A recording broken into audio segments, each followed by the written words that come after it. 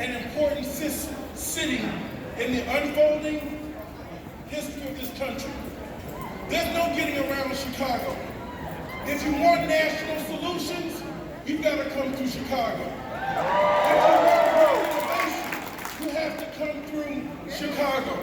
If you want global impact, you're going to have to come through Chicago.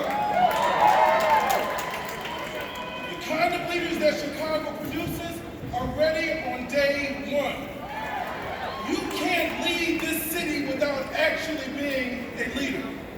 Just because people call you a leader does not make you a leader. Leadership is not a job description. Leadership is about having conviction. And when the tough decisions are before you, you're willing to let your principles guide you to make a decision on behalf of all of the people.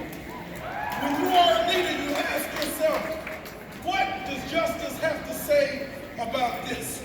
When you're a leader, you have to ask yourself, is this fair? When you're a leader, you have to ask yourself, will we be able to empower people to make decisions in their best interest? Don't tell me you're a leader and you've never asked yourself these questions on behalf of the marginalized, the dispossessed, and those that have been left out of our society.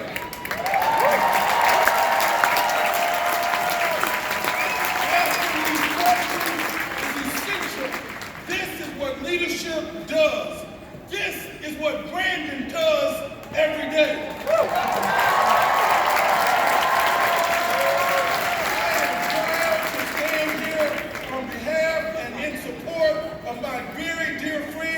Brandon Johnson to be the next mayor of the city of Chicago.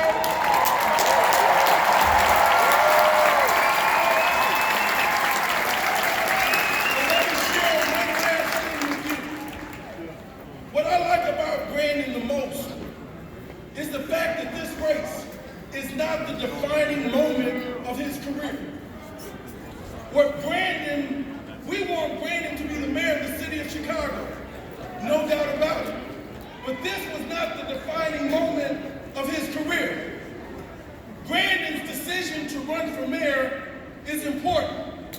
But the most important decision that Brandon ever made for his career happened on the day he decided to be a teacher to get involved.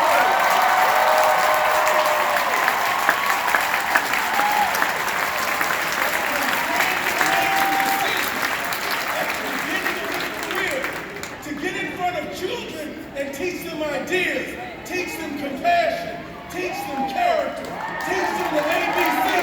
That's what Brandon is.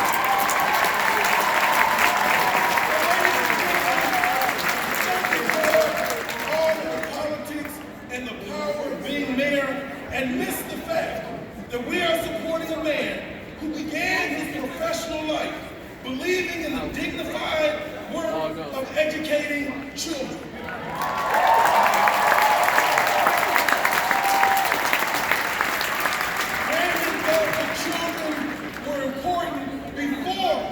He had access to power.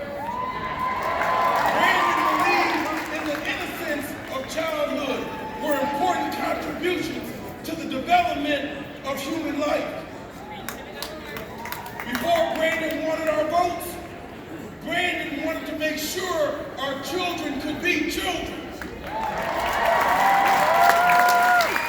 And this is important because you can tell the end from the beginning. If you want to know how it's going to end, look at how it begins. A man who starts his career believing in the dignity of innocence in our children.